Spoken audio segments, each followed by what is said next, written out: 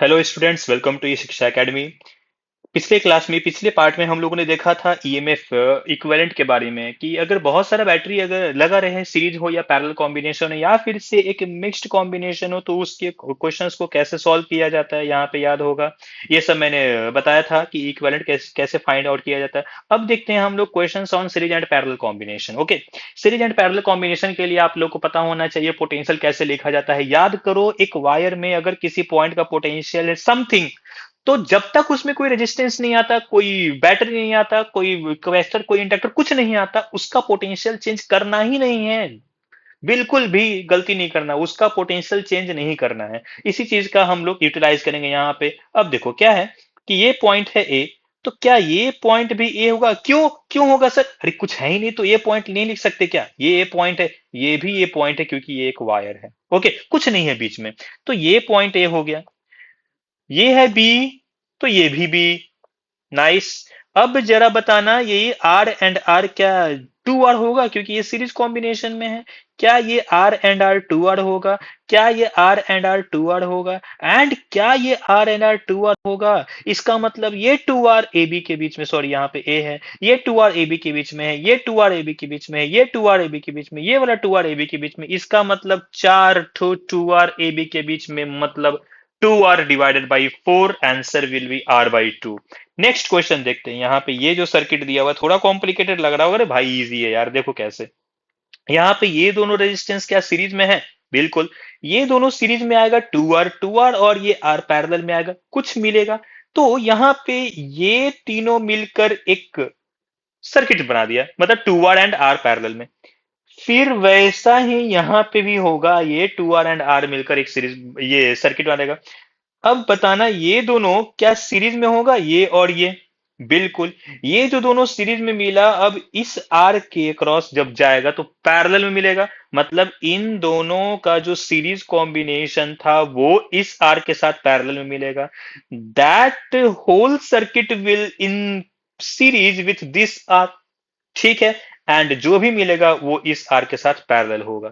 आपको अगर नहीं समझ में आए तो इस वीडियो को रोको, थोड़ा स्लो मोशन में देखो, सॉल्व हो जाएगा, सॉल्व हो जाएगा। इसको थोड़ा प्रैक्टिस करो, मजेदार चीज है। ओके, चलो यहाँ पे देखते हैं नेक्स्ट क्वेश्चन। ये पॉइंट ए है, ये पॉइंट बी है। मैंने क्या बोला, जब तक वायर में कुछ ना मिले हम लोग पोटेंशियल चेंज नहीं करेंगे। बी बी बी, हर एक पॉइंट है बी। तो ये है बी और ये है बी और ये भी बी। ये पॉइंट है ए, इस पॉइंट का तो नामो निशान नहीं है। एक्स मानो, क्या दिक्कत है यार? अब जब भी कभी हम लोगों को ए और बी के बीच में इक्विवेलेंट रेजिस्टेंस फाइंड आउट करना है ना, हम लोग जब ए एंड बी हमेशा कॉर्नर्स में बनाएंगे, बीच में नहीं बनाएंगे। और जितना भी पोटेंशियल मिला है ए और बी के अलावा, बीच में ड्रॉ कर दो एक्स। और कुछ है? नहीं है, एक्स ही है। अब जब हम देखें ए और एक्स के बीच में पहला resistance 1, X B X B, मतलब तीन रेजिस्टेंस एक्स बी के बीच में, ये आ गया भाई। ये तीनों पैरेलल होगा और ये सीरीज में आ जाएगा। ओके, यहाँ पे देखना, ये पॉइंट है मान लो ए, ये पॉइंट है मान लो बी। ए पॉइंट, अच्छा ये तो वायर है, मतलब ये भी ए। अच्छा ये तो वायर है, मतलब ये भी। A B A B A B, तीन रेजिस्टेंस का पोटेंशियल ए एंड बी, मतलब इक्विवेलेंट आर बाई 3। आंसर आ गया भाई, और क्या चाहिए? अब देखो यहाँ पे, ये पॉइंट है ए, ये पॉइंट है बी। हम लोग अब देखो, यहां से कहीं पे वायर नहीं दिख रहा है, ये भी रेजिस्टेंस है, ये भी रेजिस्टेंस है, ये सब रेजिस्टेंस है। मतलब ये पॉइंट कहीं ना कहीं कोई और पोटेंशियल होगा, ए और बी में से कोई एक नहीं होने वाला है। एक्स मान लो। अब जब एक्स मान लेंगे तो ए इस तरफ, बी उस तरफ, और एक्स बीच में ड्रॉ करना होगा। अब देखो कहां से कैसा कैसा रेजिस्टेंस निकल रहा है। ए से एक्स एक रेजिस्टेंस, ये वाला। एक्स बी और ये भी एक्स बी, मतलब यहां से ए और एक्स के बीच में ये दो रेजिस्टेंस होगा, ये ए एक्स, ये भी ए एक्स। क्यों? अरे सर ये तो एक्स और ये भी एक्स ना, तो ए और एक्स के बीच में दो रेजिस्टेंस है। Okay, X and B, X and B, ये भी दो रेजिस्टेंस यहाँ पे। बचा ये वाला A and B, A and B. तो ये ऐसा इक्विवेलेंट सर्किट ड्रॉ कर लेना। ये आर बाई टू, ये आर बाई टू बना आर, और आर पैरेलल में, मतलब आंसर आ जाएगा आर बाई टू। ठीक है, यहां पे ध्यान दो भाई, जब हम लोग यहाँ पहुंचेंगे तो ये जैसे ए पॉइंट है, ऊपर तो रेजिस्टेंस मिल गया, नाम चेंज करना पड़ेगा, नीचे रेजिस्टेंस नहीं है। ये है ए और ये भी है ए, क्योंकि ये भी एक वायर है। यहाँ पे है बी, ये है बी, यहाँ तक बी, और ये भी बी। अब देखो भाई, एक रेजिस्टेंस ए बी, एक रेजिस्टेंस ए बी, एक रेजिस्टेंस ए बी, एक रेजिस्टेंस ए बी, पांच रेजिस्टेंस ए बी। ये रेजिस्टेंस पांच का पांच एबी के बीच में है, आंसर आर बाई फाइव। क्या मस्त यार। ए एंड बी, यहां ध्यान देना, क्या ये है बी, ये भी है बी, ये भी है बी, ये भी है बी, मतलब B B B. A B one, A B two, A B three, A B four, answer R by four, क्योंकि ए और बी के बीच में चार रेजिस्टेंस पैरेलल कॉम्बिनेशन, आंसर आएगा आर बाई फोर। ठीक है। लैडर प्रॉब्लम देखते हैं। लैडर प्रॉब्लम का मतलब है क्या, कि ये इनफाइनाइट सीरीज का होता। इनफाइनाइट सीरीज का मतलब हम लोग को जन्मों जन्म लेना पड़ेगा इस सर्किट को सॉल्व करने के लिए। थोड़ा आगे बढ़ेंगे टाइम जाएगा, और आगे बढ़ेंगे टाइम जाएगा, हम लोग बूढ़े हो जाएंगे, टाइम जाएगा, और चेक करेंगे हम लोग मर जाएंगे, फिर से जन्म लेंगे, फिर से सॉल्व करना पड़ जाएगा। ऐसा नहीं करना है हम लोग को। इसी जन्म में सॉल्व करने के लिए इसको थोड़ा टेक्निक लगाना पड़ेगा। देखो क्या टेक्निक लगाना है। अगर हम लोग बहुत सारे एक इनफाइनाइट सीरीज में कुछ एक टुकड़ा बाहर निकाल लेते हैं, तो क्या उस पर कोई फर्क पड़ता है? नहीं पड़ता है। देखो कैसे, उसी चीज का फायदा उठाना है। हम लोग जब यहां से देख रहे हैं, यहां से, तो अपने को यह सर्किट दिख रहा है। एक स्टेप आगे चलते हैं, और क्या यहां से देखेंगे तो क्या सेम टू सेम सर्किट मिलेगा इसके जैसा? बिल्कुल। तो अगर हम लोग इसके अक्रॉस मान लिए आर इक्विवेलेंट एक्स, तो इसके अक्रॉस भी तो एक्स ही होगा ना, क्योंकि सेम सर्किट दिख रहा था।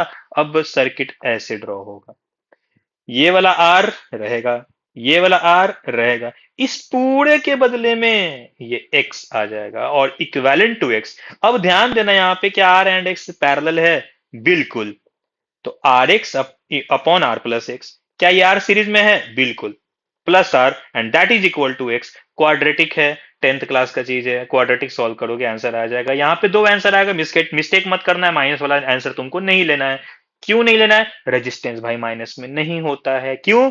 अगर माइनस फाइव यहाँ पे ले रहे हैं ना, तो अगर माइनस रूट फाइव यहाँ पे ले रहे हैं ना, तो रूट फाइव का वैल्यू कम एटलीस्ट टू से तो ज्यादा ही होगा, क्योंकि टू का स्क्वायर फोर होता है, और यहाँ फाइव है तो टू से ज्यादा होगा। One minus two point something, ये नेगेटिव नंबर नहीं दे देगा। जब नेगेटिव नंबर देगा तो इसका वैल्यू रेजिस्टेंस है, इलीगल है। ठीक है। अब देखना यहाँ पे जरा, ये रेजिस्टेंस ऐसा दिया हुआ, यहाँ पे प्लेन है, फिर रेजिस्टेंस है, फिर रेजिस्टेंस है। हम लोग कहाँ पे जाकर देखें कि अपने को फिर से वही चीज मिले, मतलब प्लेन वायर के साथ एक रेजिस्टेंस ऐसा मिले। अगर यहां से देखते हैं ना, तो ये एक एक्स्ट्रा रेजिस्टेंस मिल जाएगा। नहीं नहीं, ये सही नहीं है। हम लोग यहां से देखेंगे, यहां से देखेंगे, अरे दो प्लेन वायर एक रेजिस्टेंस, वैसा का वैसा ही मिल गया। ओके। तो अब हम लोग ये ड्रॉ करेंगे, ये ड्रॉ करेंगे, एंड इसके बदले में एक्स लिखेंगे यहां, and that is equivalent to X. अब ये देखो, आर प्लस एक्स सीरीज में है, और R plus X parallel with R, तो R plus X into R plus X plus R, that is equal to X. यहाँ पे एक्स लिख दिया। एंड ये इसके बाद फिर से एक क्वाड्रेटिक सॉल्व करना पड़ेगा। एक वैल्यू मिलेगा आपको नेगेटिव में, एक वैल्यू मिलेगा आपको पॉजिटिव में, ऑब्वियस पॉजिटिव वाला नंबर लेना है। ओके। नाउ आते हैं व्हीटस्टोन ब्रिज पे। सबने नाम सुना होगा, बहुत ही इंपॉर्टेंट, बहुत ही इजी। व्हीटस्टोन ब्रिज क्या होता है, कि जब भी कभी हम लोग ऐसा सर्किट लेते, इस टाइप का सर्किट लेते हैं, तो ये अगर ये रेशियो जो है R1/R3 इक्वल टू R2/R4 अगर हो जाता है, तो यहाँ पे R5 में कोई भी करंट नहीं जाएगा। रीजन क्या है? रीजन ये है कि ये वाले का पोटेंशियल और ये वाले का पोटेंशियल एक हो जाता, सेम हो जाता, नो डिफरेंस। एंड कभी भी अगर डिफरेंस नहीं है तो कोई करंट नहीं जाएगा। आप गैल्वेनोमीटर लगाओ, आप हेवी रेजिस्टेंस लगाओ, आप छोटा सा रेजिस्टेंस लगाओ, आप वायर कुछ भी लगाओ, कोई फर्क नहीं पड़ता। यहाँ पे कोई रेजिस्टेंस में वायर, सॉरी, करंट नहीं जाएगा। तो उस कंडीशन में होगा क्या, this and this will be in series, series दोनों पैरेलल, ये आएगा सर्किट। आएगा समझ में? चलो। अब ये व्हीट स्टोन ब्रिज जरूरी नहीं है कि बस ऐसा ही आपके सामने रख दिया जाएगा, आपको थोड़ा दिमाग लगाना पड़ेगा, सोचना पड़ेगा कि क्या है व्हीट स्टोन ब्रिज। देखो जैसे यहाँ पे ये आर है, हर एक रेजिस्टेंस का वैल्यू आर है, सर्किट ऐसा बन गया है। अब आपको लग रहा है सर ये तो पहले से बना हुआ है, कहाँ भाई? यहाँ सर, यहाँ नहीं, ये सेम नहीं है। यहाँ पे रेजिस्टेंस नहीं है, यहाँ रेजिस्टेंस होगा तो ये व्हीट स्टोन बनेगा, रेजिस्टेंस नहीं है तो ये पैरेलल कॉम्बिनेशन है। ओके। सो यहाँ पे रेजिस्टेंस आ गए, इसको ड्रॉ कैसे करेंगे? हम लोग लिखेंगे ए। चलो यहाँ पे मैं ड्रॉ करके बताता, यहाँ पे ये है ए पॉइंट। अब यहाँ से जब ऊपर जाएंगे तो ये पॉइंट सेम नहीं होगा, पहले मैंने यहाँ पे ए लिखा था ना, अब यहाँ पे ए नहीं होगा, मान लेते हैं सी। और ये बी पॉइंट है, यहाँ पे मान लेते हैं डी। ओके। चलो ए यहाँ पे बना दिया, बी यहाँ पे बना दिया। मैंने अभी भी बताया कि जब भी कभी आर इक्विवेलेंट निकालना होगा किसी दो टर्मिनल के बीच में, हम लोग दोनों टर्मिनल को एकदम साइड में बनाएंगे। ए और बी को साइड में बना दिए, बचा दो। सी बनाओ यहाँ, डी बनाओ यहाँ, या फिर डी ऊपर सी नीचे, आपकी मर्जी। अब देखो जरा, यहाँ पहला ए एंड डी, अच्छा ए एंड डी, एक रेजिस्टेंस हुआ। ऊपर वाला A and C, A and सी, ठीक है, ये दो कंप्लीट हो गया। ये है D and B, D and B. ये है C and B, C and B. And ये जो है D and C, D and C, हर एक का रेजिस्टेंस, अच्छा ये तो मिल गया। हर एक का रेजिस्टेंस है आर, मतलब this upon this equal to this upon this, obvious है, ये तो है ना। इसका कोई मतलब नहीं है, मैंने यहाँ पे इसको ऐसा राउंड भी किया है, इसमें कोई करंट नहीं जाएगा। ये टू आर, ये two R and parallel R by, sorry, two R parallel to R, मतलब आंसर आर आ जाएगा, ठीक है। अब यहाँ पे ध्यान देना, फिर से यहाँ पे ए एंड यहाँ पे बी, इन दोनों के बीच का रेजिस्टेंस चाहिए। ए से गया सी, यहाँ पे है डी। अब आप इसको ड्रॉ करके देखो, आंसर आ जाएगा। चलो यहाँ पे ध्यान देना, ये है ए पॉइंट, ये है बी पॉइंट। अब जरा ध्यान से देखो, ए से गया सी और ए से गया डी। अगर ये एक वायर है तो क्या ये भी सी, और ये एक वायर है तो क्या ये भी डी? ये सेम टू सेम। अब आप ऐसे सॉल्व करो, व्हीट स्टोन ब्रिज आपको मिल जाएगा। ए बी यहां ड्रॉ करो, सी डी यहां ड्रॉ करो।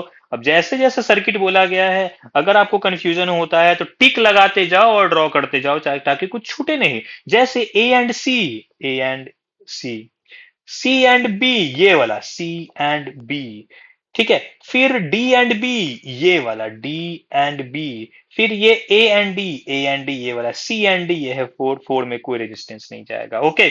चलो अब देखते हैं थोड़ा सिमेट्री सर्किट के बारे में। सिमेट्री का यूज होता है जब हम लोग को थोड़ा कॉम्प्लिकेटेड सर्किट मिल जाए, ना तो सीरीज का समझ में आ रहा, ना पैरेलल समझ में आ रहा, कुछ नहीं समझ में आ रहा, क्या करना चाहिए, तो सिमेट्री काम आता है। डुबते को तिनके का सहारा, ये सिमेट्री है, ठीक है।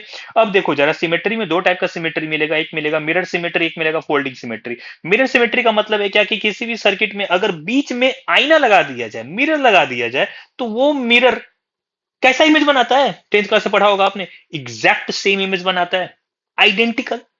अगर सर्किट आइडेंटिकल है उसको मिरर सिमेट्री बोलते हैं, मतलब लेफ्ट एंड राइट अगर सिमेट्री है तो उसको mirror image, sorry, mirror symmetry है। तो उसको देखो सॉल्व कैसे किया जाता है।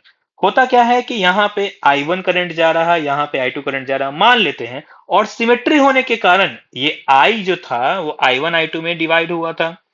यहाँ पे I मिलने वाला है जो I1 I2 से ही आएगा। तो सिमेट्री में अगर I1 डिवाइड I2 हुआ है तो यहाँ भी I2 और I1 आना चाहिए। ओके। चलो, एक होता है फोल्डिंग सिमेट्री। फोल्डिंग सिमेट्री का मतलब होता है कि यहाँ से टर्मिनल के बीच से एक लाइन खींचेंगे, और अगर ऊपर और नीचे का सर्किट बराबर है तो उसको फोल्ड कर दिया जाता है। क्वेश्चन से समझ में आएगा, आप टेंशन नहीं लो। देखो यहाँ पे, जैसे यहाँ पे ये एक टर्मिनल है, ये टर्मिनल है, ठीक है। ये ए एंड ये बी, इक्विवेलेंट रेजिस्टेंस बताना है। ना सीरीज समझ में आ रहा, ना पैरेलल समझ में आ रहा। करेंगे क्या, यहां से करंट निकालेंगे, ये है I1 और ये है I2 करंट। तो सर्किट सिमेट्री होने के कारण यहां पे I1 और यहां पे I2 आएगा। Very good. अब ये जो I2 गया है, ये I2 यहां पे I3 और यहां पे I4, ओ मिलना भी चाहिए I3 एंड I4। अब जरा ध्यान से समझो, यहां पे एकदम ध्यान से समझना।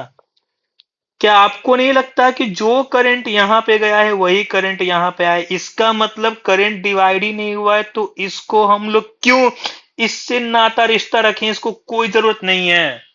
मतलब इसका इससे ना कनेक्शन बनाओ तो ही अच्छा। मतलब ये दोनों सीरीज, ये दोनों सीरीज। अच्छा, अब तो normal series combination, parallel combination question आ गया। तो ये दोनों सीरीज, ये दोनों सीरीज, ये दोनों पैरेलल, फिर ये दोनों सीरीज एंड ये इसके पैरेलल। समझ में आ गया होगा, ठीक है। आप लोग इसको ड्रॉ करो और क्वेश्चन को प्रैक्टिस करो, ठीक है, हो जाएगा। चलो नेक्स्ट क्वेश्चन देखते हैं, ये वाला क्वेश्चन। यहाँ पे क्या बोला गया है, एक ऐसा सर्किट है, ठीक है, इसको at least actually wheat stone bridge से भी सॉल्व कर सकते हैं। अगर हम लोग इसमें ये वाला पार्ट को ढक देते हैं, ये वाले पार्ट को, इसको छूना भी नहीं है, देखना भी नहीं है, तो क्या ऊपर वाला ये दोनों रेजिस्टेंस, दिस एंड दिस का रेशियो, दिस एंड दिस का रेशियो बराबर है? इसमें कोई करंट नहीं जाएगा। नेक्स्ट टाइम क्या करेंगे हम लोग, इस वाले पार्ट को कवर कर देंगे। जब इस वाले पार्ट को कवर किया तो यहाँ पे ये अपॉन ये बराबर, इसमें कोई करंट नहीं जाएगा। तो बेसिकली बात क्या है ना कि ये बहुत इजी सा सर्किट है जिसमें इसमें इसका कोई काम ही नहीं है। ओके। और इसको एक फोल्डिंग तरीके से भी सॉल्व कर सकते हैं, मिरर तरीके से भी सॉल्व कर सकते हैं। चलो फोल्डिंग से सॉल्व करके देखते हो। फोल्डिंग से जब सॉल्व करेंगे तो देखो तो इस लाइन के बीच में, इस लाइन के ऊपर और इस लाइन के नीचे एग्जैक्ट सेम सर्किट है कि नहीं है, है ना। इसका मतलब ये होता है कि जो ड्रॉप हम लोग यहां पे देख रहे हैं, मतलब यहां से ए पॉइंट था, यहां बी पॉइंट था, अगर ये आई आर खाकर एक्स पॉइंट बना रहा, भाई साहब ये भी तो आई आर ही खा रहा। जब ये आई आर खा रहा तो ये भी तो एक्स पॉइंट बना सकता है। ठीक है। तो क्या ये दोनों सेम सेम पॉइंट मिला कि नहीं मिला? बिल्कुल मिला। और ये पॉइंट है, मान के चलो क्या, वाई। ओके। तो यहां पे अगर इस पॉइंट को एक्स और ये जो पॉइंट है एक्स दोनों को मिला दे तो क्या दिक्कत है? दोनों पॉइंट को हम लोग एक जगह ड्रॉ कर देंगे। ओके। एक जगह ड्रॉ करने के बाद ये और ये बन जाएगा पैरेलल में, ये और ये बन जाएगा पैरेलल में, क्योंकि एक्स बी एक जगह आ गया है। एंड ये वाई एंड एक्स भी, ये जो आपको दिख रहा होगा वाई एंड एक्स एक ही रेजिस्टेंस बना रहे हैं, तो हम लोग आर बाई टू लिखेंगे। इन दोनों का कोई कुछ नहीं बिगाड़ पाया है, तो ये आर ही रहेगा। अब आप देख लो यहाँ पे सीरीज कॉम्बिनेशन, यहाँ वीट स्टोन भी बन सकता है, R by two by R दोनों इक्वल है, दोनों इसमें कोई करंट नहीं जाएगा। आंसर आ गया भाई। अब देखो जरा यहाँ पे फिर से फोल्डिंग सिमेट्री लगाएंगे, यहाँ पे फोल्डिंग लगाएंगे, उसको उधर करेंगे। इस पॉइंट का पोटेंशियल इस पॉइंट का पोटेंशियल बराबर है, ये दोनों पैरेलल। तो यहाँ पे सॉरी, यहाँ पे हर एक रेजिस्टेंस का वैल्यू हाफ कर देना, क्योंकि ये और ये पैरेलल होगा, ये और ये पैरेलल होगा, ये और ये पैरेलल, ये और ये पैरेलल। ओके। तो देखो यहाँ पे ये पॉइंट यहाँ पे मैंने ड्रॉ कर दिया, इसके ऊपर गए यहाँ पे आर बाई टू लेकर, यहाँ पे पहुंचे आर बाई टू, यहाँ पे पहुंचे आर बाई टू, ये वाला आर बाई टू और ये वाला भी आर बाई टू, और यहाँ पे ये वाला आर बाई टू। देखो तो आधा रेजिस्टेंस आधा सर्किट को पूरा खत्म कर दिया है क्या? अब भाई बताना, ये दोनों सीरीज होगा, ये दोनों सीरीज होगा, एंड जो भी इन दोनों के पैरेलल से मिलेगा, इसके सीरीज में इसके सीरीज में, काम खत्म। तो इस तरीके से सिमेट्री प्रॉब्लम सॉल्व करते हैं। ओके। चलो अब आते हैं अपन क्यूब प्रॉब्लम में। देखो क्यूब प्रॉब्लम में भी सिमेट्री का ही यूज किया जाता है मेरे ख्याल से। तो आप एक ये बॉडी डायगोनल का क्वेश्चन कर लो, एंड जो भी रेस्ट रहेगा आप उसके वैल्यू को याद रखो, ज्यादा अच्छा रहेगा। ओके। तो देखो करता क्या है ना कि जैसे मान लो ये पोटेंशियल है और उस ए पोटेंशियल से करंट आया है आई। अब आई करंट जब आया तो देखो यहां से तीन तीन रास्ता निकल रहा, वन टू थ्री। मजे की बात ये है ना कि तीनों रास्ता सेम है। ये ये तीन स्टेप में अपन घर पहुंच गए। इससे चलेंगे तो भी तीन स्टेप में घर पहुंच जाएंगे, और इससे चलेंगे तो भी तीन स्टेप में घर पहुंच जाएंगे। आइडेंटिकल है भाई, आइडेंटिकल है, मिरर सिमेट्री है। तो हम लोग क्या बोल सकते हैं कि आइडेंटिकल करंट भी जाएगा, I by three I by three I by three. अब जब ये आई बाई थ्री गया और इसको यहाँ पे दो पॉइंट मिला, दो रास्ता मिला, तो यहां से वो जाएगा ऊपर में आई बाई सिक्स, यहाँ पे जाएगा I by six. Okay. I by three जब ऊपर गया तो यहाँ मिलेगा आई बाई सिक्स और ये मिलेगा आई बाई सिक्स। ओके। यहाँ पे जब गया तो ये मिलेगा आई बाई सिक्स और ये भी मिलेगा आई बाई सिक्स। अब जरा ध्यान से देखो भाई, ये आई बाई सिक्स और ये आई बाई सिक्स जब इस टर्मिनल पहुंच रहा, तो क्या यहाँ पे आई बाई थ्री आएगा? अरे वाह गजब।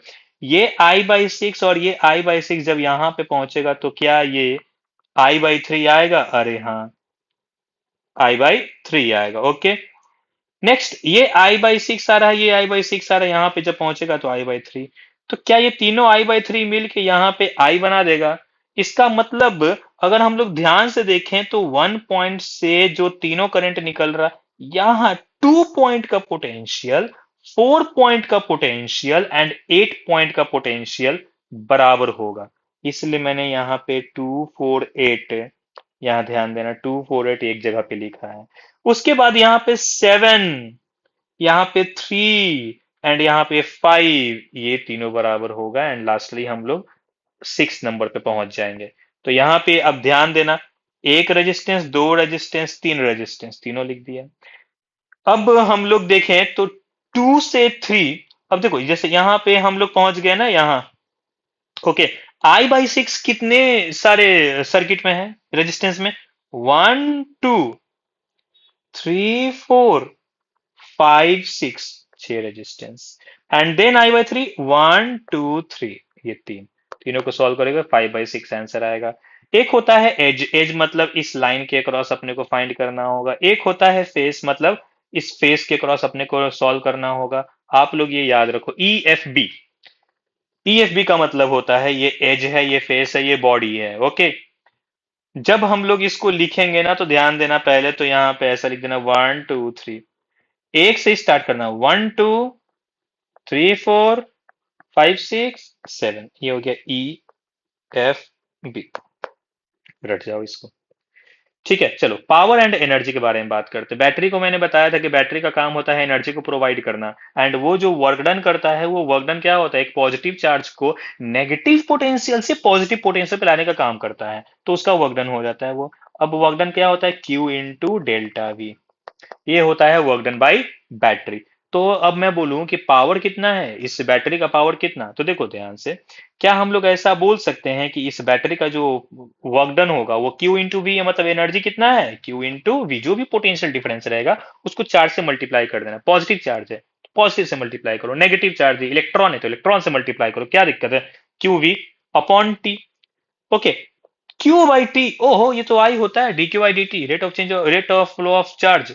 क्या ये V इंटू Q/T, VI आया? बचपन से सुनते आ रहे पावर का फॉर्मूला VI VI VI। तो ये बैटरी जब भी पूछा जाएगा ना बैटरी का पावर क्या होता है, तो VI लगाना है। लेकिन रेजिस्टेंस में कुछ और भी हो सकता है। यहाँ पे V को लिख सकते हैं क्या, IR, तो ये IR मिलके बन जाएगा I²R, या फिर यहाँ पे हम लोग V²/R भी लिख सकते हैं, स्टैंडर्ड ये फॉर्मूला है ये सब। कभी भी बैटरी में I²R V²/R यूज ना करें गलती से भी, क्योंकि वो इंटरनल रेजिस्टेंस है, खुद रेजिस्टेंस नहीं है वो। खुद रेजिस्टेंस होता तो I²R V²/R लिखते ना। वो एक ऐसा ऑब्जेक्ट है जो एनर्जी प्रोवाइड कर रहा, तो हम लोग रेजिस्टेंस नहीं VI यूज करेंगे। इस बात का ध्यान रखना है आपको, ठीक है। जब भी कभी करंट वेरिएबल रहेगा ये यूज करना है, जब भी कभी कांस्टेंट रहेगा चुपचाप I²RT यूज करना है। ये कौन सा फॉर्मूला है, जब हम लोग पावर में टाइम से मल्टीप्लाई कर देंगे तो क्या एनर्जी मिलेगा, बिल्कुल मिलेगा। तो जब यहाँ पे पावर मिल गया है I²R, तो टाइम से मल्टीप्लाई करो ना भाई एनर्जी के लिए, आ गया I²RT। ओके, तो अगर क्वेश्चन बोला गया कि अगर 2 ओम रेजिस्टेंस में 3 एम्पियर करंट जा रहा है तो 2 सेकंड का जूल बताओ, मैं नहीं बताऊंगा, आप लोग कर लेना, ठीक है। ये सब पढ़ा हुआ होगा आप लोगों का। 1 यूनिट, 1 यूनिट का मतलब होता है KWH, KWH का मतलब होता है किलो, किलो मतलब 1000 वाट। आर को सेकंड में चेंज करते हैं, 3600 सेकंड होता है, 3600 second. What into second, this is power का यूनिट वॉट। एंड 3600 पे 30, ये वाला आंसर आ जाता है।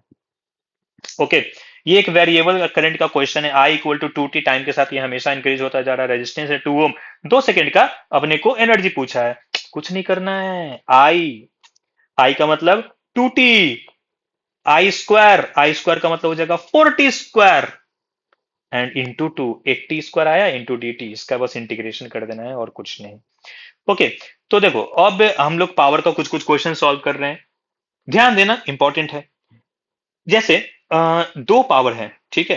अगर हम लोगों ने एक इंडिया में एक डिवाइस बनाया है जो 100 वाट का है और 220 वोल्ट पे चलता है, अगर हम लोग यूएस में ले जाएंगे और यूएस में या फिर कहीं अदर कंट्री में ले जाएंगे जहां पे 110 वोल्ट से ही काम चल जाता है, वहां पे ये डिवाइस काम करेगा, बिल्कुल चलेगा। हम लोग रेजिस्टेंस, हम लोग ये डिवाइस लिए 100 वाट का जो 220 वोल्ट पे चल रहा, भले ही वो पूरा का पूरा पावर कंज्यूम ना कर रहा, पूरा अपना ये ताकत नहीं दिखा रहा, लेकिन जल तो रहा है, 110 वोल्ट है ना। तो इसके लिए क्या करते हैं ना, R = V²/P, ये वाला होगा इसका रेजिस्टेंस।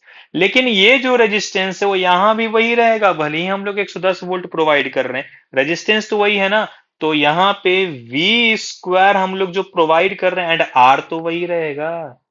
इसको जब सॉल्व करेंगे तो आएगा 25 वाट। मतलब इंडिया में 220 वोल्ट पे 100 वाट जो कंज्यूम कर रहा था, वो अब 25 वाट ही कंज्यूम कर रहा है बेचारा। आपने देखा होगा कभी कभी बल्ब जो होता है ना, अगर वोल्टेज सफिशियंट ना मिले तो वो बेचारा डिम होने लगता है। वो डिम क्यों होता, पावर वो अब कम कंज्यूम कर रहा, कम पावर देगा वो, ठीक है। अब देखो, अब अगर इसी एक डिवाइस को जो यूएस के लिए बना है और अगर इंडिया में ला रहे तो क्या जलेगा, अब बोला हाँ सर, वो इंडिया वाला डिवाइस यूएस में जाके क्या डिम हो गया था ना, तो यूएस वाला डिवाइस इंडिया में आके ब्राइट हो जाएगा। गलत है, इंडिया में जलेगा ही नहीं, ब्लास्ट हो जाएगा वो। कैसे? इसका ताकत है 110 वोल्ट सहने का, क्योंकि यूएस में बना हुआ है। अब जब 110 वोल्ट पे इसको जलाएंगे तो बढ़िया काम कर रहा, लेकिन जैसे ही इसको यहाँ पे ले जाए, इसको दिया 220 वोल्ट, उम्मीद से दुगना, बेचारा फट जाएगा। 400 वॉट, 400 वॉट वो झेलने के लायक नहीं है, वो 100 वॉट ही झेल सकता। खत्म हो जाएगा वो, इसलिए ब्लास्ट हो जाएगा। कभी भी इस टाइप का क्वेश्चन है कि भैया 220 volt 100 what, 220 volt 50 what, 220 volt 25 what, इसको बोलते हैं पावर रेटिंग। और इन तीनों को सीरीज में लगा दिया है, बोला गया है कि कौन सा बल्ब ज्यादा ग्लो करेगा, कौन सा ब्राइटर होगा। तो इसके लिए करना क्या है, हम लोगों को ये फॉर्मूला लगाना है, I²R। Y I²R? अरे भाई, क्योंकि सीरीज है, सीरीज में करंट सेम होता है, अपने लिए काम ज्यादा अच्छा रहेगा, काम ज्यादा आसान हो जाएगा। तो देखो क्या करना होगा यहाँ पे, जब भी कभी ये सीरीज कॉम्बिनेशन में हो, हम लोग को पता है सीरीज में करंट सेम होता है, तो क्या पावर सीधा सीधा आर पे डिपेंड कर रहा, रेजिस्टेंस में डिपेंड कर रहा, करंट तो हो गया है सेम।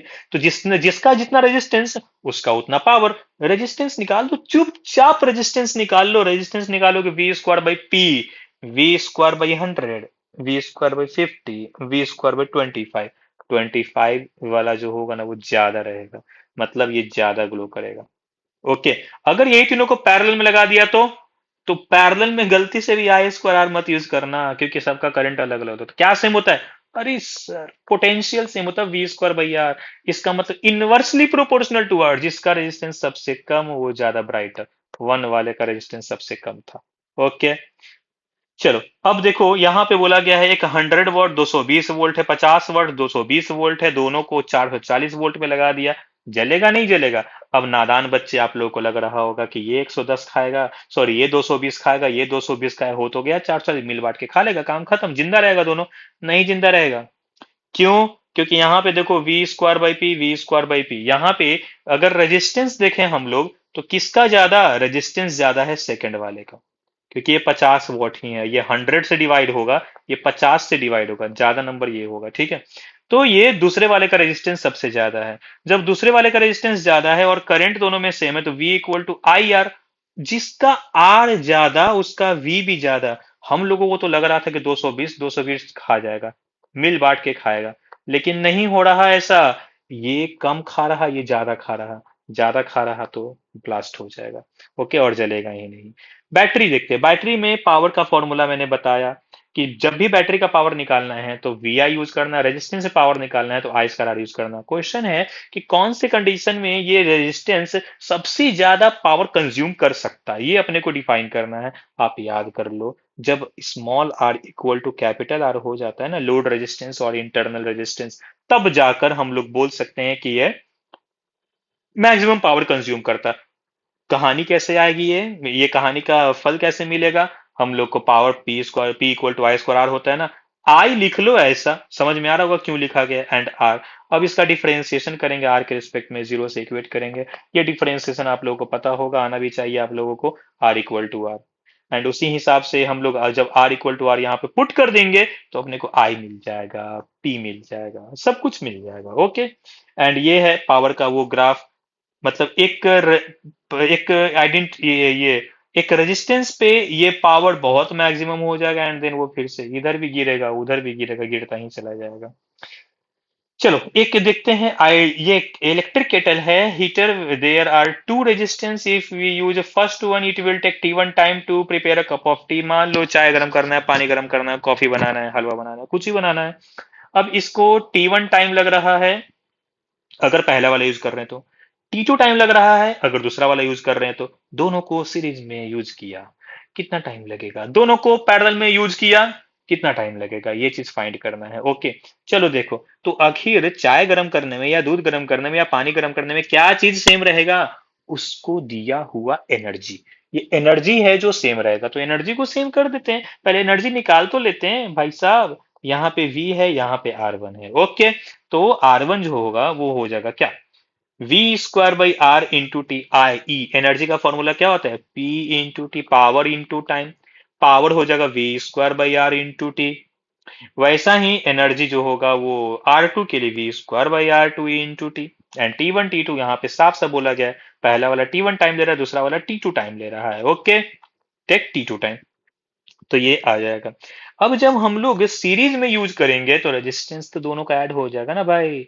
मतलब energy equal to power into time, power का मतलब V square by not R1 not R2, R1 plus R2। ओ अच्छा, इंटू अपने को नहीं टाइम पता है, ठीक ठीक है। अब यहाँ पे R1 के जगह पे आप पुट कर दो, यहाँ से ये वाला वैल्यू, यहाँ से ये वाला वैल्यू R2 में जब पुट किया, ई स्क्वायर कैंसल हो जाएगा, ई भी कैंसल हो जाएगा, तो टी का वैल्यू आएगा T1 + T2। कितना इजी ना, आपको बस कॉन्सेप्ट पे ध्यान देना है, एनर्जी सेम होना चाहिए। सीरीज में रेजिस्टेंस है, करंट सेम होना चाहिए। पैरेलल में है, पोटेंशियल सेम होना चाहिए। चाय वाय का क्वेश्चन है, एनर्जी सेम होना चाहिए। और क्या चाहिए आपको भाई। पैरेलल है, पैरेलल में क्या रखेंगे, 1/R इक्विवेलेंट है ना, 1/R इक्विवेलेंट 1/R1 1/R2, और R1 R2 का फिर से ये वैल्यू पुट करो, बहुत कुछ कैंसिल हो जाएगा, आंसर आ जाएगा ये। तो पैरेलल के लिए जो वैल्यू रेजिस्टेंस का होता है वही वैल्यू टाइम का भी होता है, सीरीज के लिए भी वही सेम फंडा है, आप ऐसे भी याद रख सकते हो, ठीक है। And last one is metre bridge. Metre bridge का ये जो ऊपर वाला कॉन्सेप्ट है ये ज्यादा इंपॉर्टेंट नहीं है आप लोगों के लिए, फ्यूज वायर है, बस फ्यूज वायर का ये चीज याद रखना है कि इसका resistivity and melting point, resistivity बहुत हाई होता है, मेल्टिंग पॉइंट बहुत लो होता है। मेल्टिंग पॉइंट लो होता है क्यों भाई, उसका काम ही है गल जाना। मतलब थोड़ा भी ज्यादा करंट आया, वो पिघल जाएगा, बर्बाद कर देगा अपने आप को, ताकि दूसरे लोग सुरक्षित रहें। ये एक एजेंट के जैसा, इंडियन एजेंट के जैसा काम करता है फ्यूज, जो फैन को बचाता है, एसी को बचाता है, बल्ब को बचाता है, सब कुछ बचाता है, खुद बर्बाद हो जाता है। ओके, तो ये अपना ये फ्यूज का काम होता है, तो ये इसीलिए इसका मेल्टिंग पॉइंट कम रखते हैं। अगर मेल्टिंग पॉइंट ही ज्यादा रहेगा तो ये काहे का जासूस है भाई, मतलब ये सब कुछ बर्बाद करने दे रहा और खुद बचे रह रहा है, कोई मतलब नहीं है इसका। ओके, एंड दूसरा क्या होता है, ये तो हो गया मेल्टिंग पॉइंट के बारे में। दूसरा क्या, रेजिस्टिविटी, जितना ज्यादा रेजिस्टिविटी होगा उतना ज्यादा वो हीट डेवलप करेगा, हीट से ही तो वो मेल्ट होगा। ओके, चलो, तो इसके आगे देखते हैं मीटर ब्रिज। मीटर ब्रिज का मतलब क्या है, एक ऐसा ब्रिज है जो एग्जैक्टली व्हीटस्टोन ब्रिज के जैसे काम करता है। अननोन रेजिस्टेंस फाइंड करने में ये काम आता है। अननोन रेजिस्टेंस है एक्स, एंड यहाँ पे है R0, और ये एक वायर है जिसका लेंथ होता है 1 metre, that is equal to 100 centimetre, इसीलिए इसको बोलते हैं मीटर ब्रिज। अब हम लोग लगाएंगे यहाँ पे गैल्वेनोमीटर। गैल्वेनोमीटर का जो पॉइंटर होगा वो पॉइंटर कहीं आकर कभी हम लोग इसको स्लाइड करवाएंगे, इसको इसी जॉकी से कनेक्टेड होता है और जॉकी को स्लाइड करवाते हैं।